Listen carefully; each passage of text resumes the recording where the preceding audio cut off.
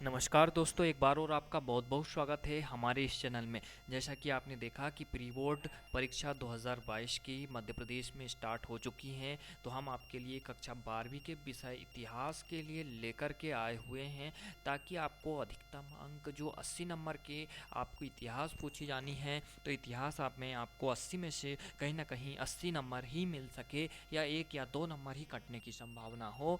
ऐसा जो है हम आपके लिए एक तरीका लेकर के आए हुए हैं। तो चलिएगा, आपका पेपर कुछ इस तरह से है। इसमें निर्धारित समय 3 घंटा लिखा है, लेकिन आपका एग्ज़ाम तो 3 घंटे से कई ज़्यादा है और आप तो अपने जो है अपने घर में लिख रहे होंगे। तो चलिएगा, बात करते हैं। इसमें सामान्य निर्देश है कि भाई 1 से 5 तक के प्रश्न वस्तुनिष्ठ है और दूसरे नंबर का, और जो है 6 से 23 तक के प्रश्न जो है आंतरिक विकल्प वाले हैं। चलिएगा, तो यहाँ पर लघु उत्तरीय और जो है लघु उत्तरीय और विशेषणात्मक प्रश्न हैं। तो विशेषणात्मक में आपको विशेष तरीके से लिखना होगा, और लघु उत्तरीय थोड़े बड़े होते हैं और अति लघु उत्तरीय जो है कहीं ना कहीं छोटे क्वेश्चन होते हैं।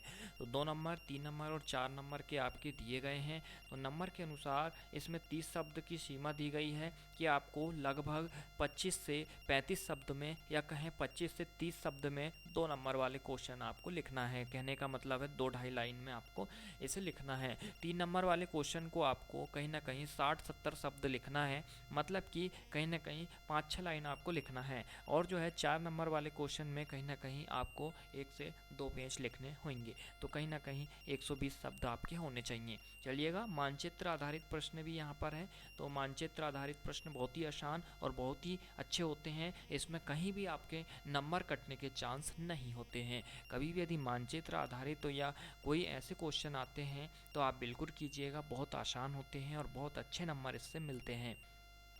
चलिएगा, बात करते हैं प्रश्न क्रमांक 1 की। तो यहाँ पर जो है आपको जो है सही विकल्प दे दिया गया है। सही विकल्प इसकी जो है आपको कुछ नहीं करना है, ऐसा पूरा उतारना नहीं है, बल्कि जो है यहाँ पर जो रोमन की 1 2 3 4 5 6 जो लिखा है नंबर्स, वो लिख देना है, और इसके जो उत्तर्स आ रहे हैं उनको लिख देना है। इसके उत्तर्स में आपको बताने वाला हूँ कि इसके उत्तर्स क्या क्या होंगे। चलिएगा, तो इसके उत्तर से आपको थोड़ा नीचे वेट करना होगा, फिर मिलेंगे। तो कहीं ना कहीं दूसरा ये हो जाएगा, है ना। इसमें भी आपको ठीक उसी तरह से जो है पूरा उतारना नहीं है, बल्कि उत्तर और उत्तर लिख देना है। इसी तरह से चौथा और पांचवा भी आपका हो जाएगा।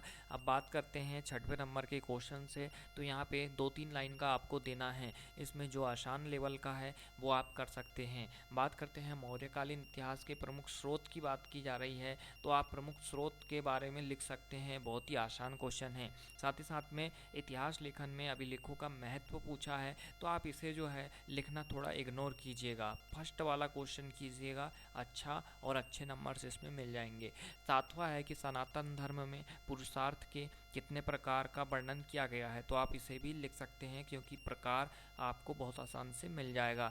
और यहाँ पे प्रमुख समस्याएं क्या थी भारतीय समाज में महाभारत कालीन में, तो ये भी आप जो है लिख सकते हैं। बात करते हैं जो है सालवंजिका कौन थी, तो बहुत आसान क्वेश्चन है, आप लिख सकते हैं। हीनयान और महायान में क्या अंतर है, तो इसे आप जरूर लिख दीजिएगा, अच्छा नंबर आपको मिल जाएगा। अब गुरु नानक की शिक्षाओं की जो है इसको लिखना है, ठीक है। यदि वो आपसे नहीं बने तो नयार और वीर सेवक के किस प्रकार से जाति प्रथा की आलोचना आपको कर देना है। साथ ही साथ 5वीं रिपोर्ट क्या थी वो आपको लिखना है, या स्थायी बंदोबस्त की कंपनी क्या है के लाभ आप लिख दें तो ज़्यादा अच्छा रहेगा।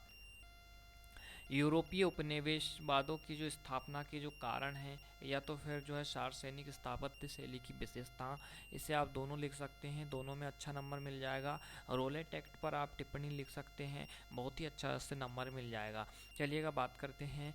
यहाँ पर राज्य के नीति निर्देशक तत्व न्याय नियोग है, ऐसा क्यों, यदि आप लिखना इग्नोर करेंगे और इसकी वजह जो है उद्देश्य प्रस्ताव में किन आदर्शों पर जोर दिया गया है इसे लिखोगे तो ज़्यादा अच्छा रहेगा।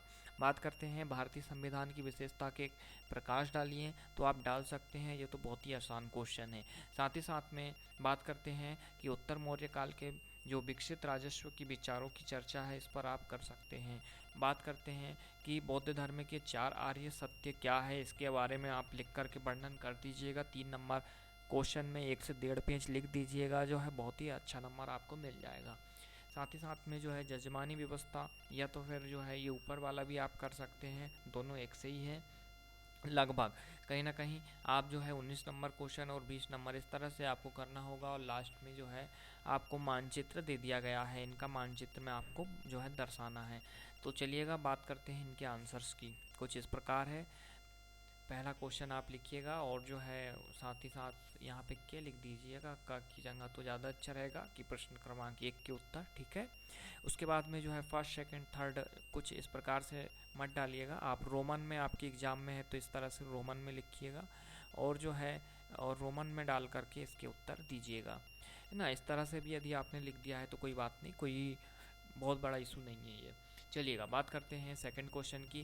तो इस तरह से सेकंड के आंसर आप दे दीजिएगा, लिख लीजिएगा, साथ ही साथ में थर्ड और फोर्थ के भी आप इस तरह से कर लीजिएगा। बात करते हैं नेक्स्ट, इस तरह से जो है आप कर लीजिएगा। छठवां नंबर के भी जो है आप इस तरह से आप 6 नंबर से लिख सकते हैं क्वेश्चन। मैंने बताया कि 2 नंबर के क्वेश्चन के लिए इस तरह से 2 से 3 लाइन बहुत होता है, बिल्कुल 2 से 3 लाइन बहुत होता है। साथ ही साथ में जो है 8वां नंबर भी आपको देख सकते हैं, 3-3 लाइन में आप आंसर दे दीजिएगा, 4-4 लाइन भी लिख दीजिएगा, तो कोई बड़ी बात है नहीं है ना। और उसी के साथ में जो है अब बात करते हैं हम 4 नंबरी क्वेश्चन की। तो 4 नंबर वाले क्वेश्चन में भी आपको जो है काफ़ी अच्छा मटेरियल लिख देना है ना, कम से कम 5-5 4-4 पॉइंट 3-3 लाइन के यहाँ पर लिख देना है। और साथ ही साथ में आपको जो है इस तरह से क्वेश्चंस के आंसर्स देखने को मिल जाएंगे, आप बहुत ही आसानी से कर सकते हो। अब मानचित्र आ जाता है, चलिए बात कर लेते हैं कि मानचित्र पर आपको कैसे दर्शाना है। तो आपको दर्शाना क्या था, चलिएगा हम बात करते हैं। मानचित्र इंडिया का कुछ इस प्रकार से ये होता है, ठीक है, आपने देखा होगा, है ना। तो और देखा नहीं होगा तो अभी देख सकते हैं, है ना, आपके सामने यहाँ पर प्रदर्शित है। तो यहाँ पर जो है यही नक्शा जो है आपको बना देना है, ठीक है, अपनी कॉफ़ी में। और यदि आपको बनाना नहीं आता है तो कोई बात नहीं, आप ये मानचित्र फ़ोटोकॉपी करवा लीजिएगा, या तो फिर है ना निकाल लीजिएगा। बेसिकली बनाना बहुत आसान है, कोई बहुत बड़ी बात नहीं है ना। यहाँ पर से ऐसा कर देना है। अब ऐसा ज़रूरी नहीं है कि आप यदि बना रहे हैं पेन से तो सेम टू सेम वैसे ही बने। भाई सेम टू सेम वैसा तो आपसे नहीं बन पाएगा, है ना, क्योंकि आप हाथों से बना रहे हैं, है ना। बहुत भारी प्रैक्टिस करनी होगी तब सेम टू सेम बनेगा। तो आप जितना भी बने तो इस तरह से लगभग सेम टू सेम बना लीजिएगा, मतलब लगभग ऐसा दिखना चाहिए बस। उसके बाद में जो है आपको जो दर्शाना है मानचित्र में, तो उनको बहुत ही आसानी से आप क्या है दर्शा सकते हैं। आपको क्या क्या दर्शाना है, चलिएगा हम देखने की कोशिश करते हैं। आपको जो है कहीं ना कहीं यहाँ पर जो है चोरा चोरी का स्थान दर्शाना है, तो ये कहीं ना कहीं आपको देखने को मिल जाएगा, है ना। और जो है ये घटनाएं कौन कौन से स्थान पर हुई थी वो आपको यहाँ पर दर्शाना है। जैसा कि आपको पता होगा कैलाशनाथ मंदिर कहाँ पर है, कौन से राज्य पे है ना। जैसे कि इंडिया का मैप हम बनाने की कोशिश करते हैं तो ये कुछ इस प्रकार से रहता है ऊपर का पार्ट। तो आपको देखने को मिल जाएगा यहाँ पर कि ये उत्तर प्रदेश वाला इलाका है, तो यहीं पर कहीं ना कहीं जो है इस तरह से हमको पता है कि चोरा चोरी का स्थान है ना। तो इस तरह से यहाँ पर एक टिक लगा दीजिएगा ऐसा, और यहाँ पे लिख दीजिएगा ऐसा चोरा चोरी स्थान। तो इस तरह से जो है आप बहुत ही आसानी से इनको ढूंढ लीजिएगा कि ये स्थान कहाँ कहाँ कौन कौन से राज्य में होते हैं और उस राज्य में किस तरफ है ना, नीचे है ऊपर है, और लगभग वहाँ पर रख दीजिएगा। जैसे जम्मू कश्मीर में कोई स्थान है तो यहाँ पर एक ऐसी बिंदु पाड़ दीजिएगा, ठीक है, और ऐसा करके यहाँ पर उसके बारे में लिख दीजिएगा कि ये स्थान ऐसा है। तो इसे आप दर्शा सकते हैं मानचित्र पर, है ना। बात करते हैं बुद्ध का जन्म स्थान कौन सा था, है ना। उपदेश स्थान कौन सा था, एरण क्या थी, चंपारण क्या था। तो ये बहुत ही आसान बन जाती है। इसके लिए हम आपके लिए एक नया वीडियो बना देंगे, है ना।